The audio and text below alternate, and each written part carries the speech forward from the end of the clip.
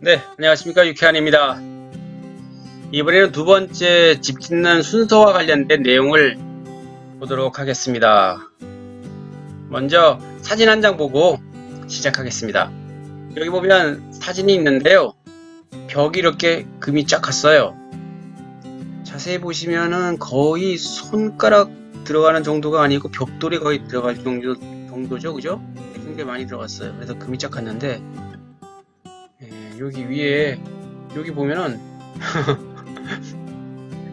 완전히 이탈했어요. 벽 자체가. 이 집은 대략 20년 정도 된 집인데요. 현재 사람은 살지는 않습니다. 근데 좀 위태위태해 보이죠.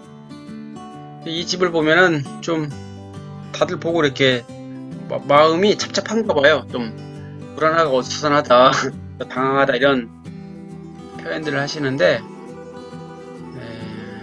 만약에 우리 집이 20년 지났는데 이렇게 된다고 한다면 정말 황당하겠죠. 그죠? 네, 아무리 조족조로 집을 졌다 할지라도 적어도 50년 정도는 견뎌야 되는데 20년 만에 이렇게 됐으니까요. 그죠? 네, 이 집은 팔지도 못하죠. 그래서 다음에 집을 아마 허물어야 될 거라고 생각을 합니다. 자, 이렇게 되는 원인이 뭐냐면 위에서 똑같이 하중이 누르는데 아래쪽에서 버티지를 못하는 거죠. 그래서 기초 슬라브, 콘크리트 쪽에 문제가 있거나 그렇지 않다면 또 아래쪽에 집안 자체 치마에 의해서 이렇게 될 수도 있습니다. 그래서 이런 문제를 없애려고 한다면은 아래쪽에 집안 치마에 대한 부분도 신경을 써야 되겠고, 그 다음에 기초 콘크리트에 대한 부분들도 신경을 써야 되는 거죠. 그죠? 역으로 생각을 해서. 그래서 이렇게 보여드리는 이유는 여러분들이 집을 지을 때 겉으로 보이는 인테리어 같은 거, 아니면 뭐 주방이라든가 안 그러면 마감 이런 거 말고도 이런 부분들까지도 꼭 여러분들이 집을 지을 때 챙기시라고 이런 사실을 보여드리는 겁니다. 자, 이제 본격적으로 집 짓는 순서에 대해서 한번 알아보도록 하겠습니다. 한눈에 이걸 어떻게 보여줄까 고민을 하다가 마인드맵으로 한번 그려봤습니다. 그래서 현장 사진으로 보는 내 집 짓는 순서 3단계 이렇게 그렸고요. 지금은 마인드맵으로 이렇게 쭉 한번 어떤 전체적인 내용들이 어떤 것인지 한번 훑어보시고요.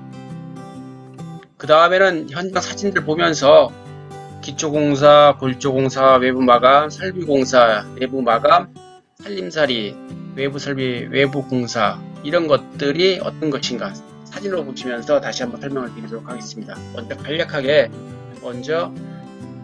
마인드맵 보면서 설명을 드리도록 하겠습니다. 첫 번째 준비 단계네, 그죠? 네, 준비 단계는 설계하는 거죠. 설계도 그려서 건축 허가 받고 착공 신고 하죠, 그죠? 한 다음에 이제 집을 본격적으로 짓기 시작합니다. 집은 세 군데에서 공사가 진행이 돼요. 첫 번째 건물, 그 다음에 외부 바깥쪽에 외부 설비에 대한 부분, 세 번째가 외부 공사 이렇게 진행이 되고요. 건물 건축 같은 경우에는 집이죠, 그죠? 집에 해당되는 거고, 그 다음에 외부 쪽에 우리 집하고 외부하고 연결시킬 수 있는 그런 것들이 있습니다. 전기, 가스, 상수도 이런 것들요. 그게 외부 설비에 해당되고요. 그 다음에 세 번째는 조경이나 데크 같은 외부 공사가 여기에 해당이 됩니다. 자, 이제 건물 건축에 대한 것, 요쪽만 먼저 보도록 하겠습니다. 첫 번째, 기초공사. 기초공사는 기초 콘크리트예요. 기초 콘크리트. 공글이라고 하죠. 그죠? 그거 얘기를 합니다. 그래서 터 파서 그 다음에 배관들 묻죠. 그죠? 배관 묻고 철근 넣은 다음에 콘크리트 붓습니다. 이러면 기초가 정리가 되는 거죠. 그 다음에 두 번째는 이제 옆에 벽을 세우죠. 골조 벽체 세우고요. 2층 바닥하고 그 다음에 계단 공사 연결시켜야 되니까 하고요. 그 다음에 지붕 공사합니다. 그 다음에 벽에 나와 있는 창호들, 창호 공사를 진행합니다. 이러면 골조 공사가 끝이 나는 거죠. 다음에 이제 이렇게 되면은 그죠? 하나가 더 남았네요. 외부 마감. 그래서 이제 외부도 좀 치장을 해야 되잖아요. 겉으로 멋있게 보여야 되니까. 사람으로 친다면 피부하고 위에 뚜껑인 머리카락에 해당되는 거네요. 그래서 외벽 마감을 합니다. 그 다음에 위쪽에도 지붕 마감을 하죠. 기와 같은 것, 그런 거가 되겠네요. 이렇게 하면 이제 외부에 봤을 때는 집이 다 지어진 것처럼 보이죠. 그 다음에 이제 안으로 들어와야 되죠. 안에 들어와서 우리도 사람으로 친다면 내장기관, 혈관에 해당되는 그런 것들이네요.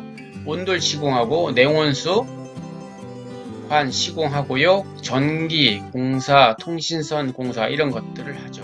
설비와 관련된 것들이 이런 것들이고요. 다음에 내부 마감. 근데 벽이나 바닥 쪽에 대한 것이 끝났으면 특히 이제 바닥 같은 경우에는 온돌 시공으로 끝난 것이고 벽체 같은 경우에는 선들이나 배관 같은 게 지나가잖아요. 지나간 다음에 거기를 다 뭘로 해줘야 되냐면 단열재로 다 막아줘야 되죠. 다 채워줘야 되죠. 그죠? 스티로폴이나 아니면 유리섬유 같은 걸로 다 채워줘야 되고 현관문 실내 문들 달고요. 그 다음에 이제 이렇게 됐으면은 벽도 이제 뚜껑을 덮어야 됩니다. 안쪽에서 보기에. 그래서 석고보드로 마감을 하죠. 이렇게 한 다음에 내장 마감재로 마무리를 합니다. 벽지라든가 안 그러면 목재. 네, 그 다음에 또 뭐가 있습니까? 페인트 같은 것들, 그런 것들로 마감이 들어가죠.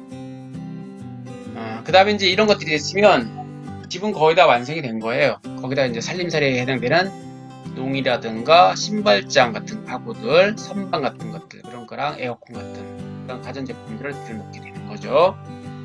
이렇게 하면 이제 건물, 건축과 관련된 부분들은 끝났고요. 그 다음에 이제 외부 설비와 관련된 것들은 건물 건축을 하면서 동시에 진행이 됩니다. 전기공사, 가스공사, 상수도공사, 오수공사, 하수, 우수 이런 공사들이 동시에 진행이 됩니다. 그래서 면허를 갖고 있는 업체가 할 수 있는 것도 있고 아닌 것들도 있죠. 어쨌거나 건물 외에 외부의 설비에 관련된 것도 동시에 이루어진다는 걸 아시면 되겠습니다. 이렇게 하고요. 다음에 이렇게 끝났으면은 뭐 이렇게 그냥 살아도 되죠. 그죠? 네, 이렇게 사시는 분들 있습니다. 요거 짓고 요거 지으니까 돈이 없어요. 그러면 그냥 사세요. 많이 그러세요. 돈이 떨어져가지고. 그래서 돈이 생기면 다시 이제 외부 공사가 들어가죠. 데크, 펜스, 울타리, 그 다음에 주차장 공사, 그 다음에 조경 공사 이런 것들이 진행이 됩니다. 평당 가격을 얘기할 때 평당 가격을 얘기를 하기가 좀 그런 것이 뭐냐면 공사를 하는 범위가 있잖아요. 그죠? 네.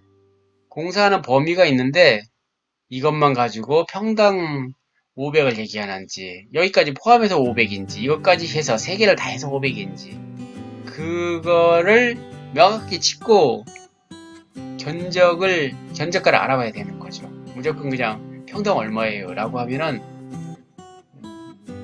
비교할 수 없는 거거든요. 이렇게 해서 이제 건물도 짓고 외부 설비도 끝냈고 외부 공사가 끝나면 그 다음에 이제 마무리가 뭐냐, 최종적으로 이제 행정 절차 해야 되죠.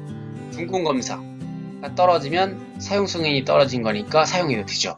그래서 입주해서 건물 등기하면 끝이 나는 거예요. 그러면 드디어 그토록 원했던 내 집 짓기가 완성이 된 것이 되겠습니다. 설명하는데 좀 시간이 길어져서 그러면 다음에 이어서 2편에 이어서 그림으로 보면서 좀 설명을 드리도록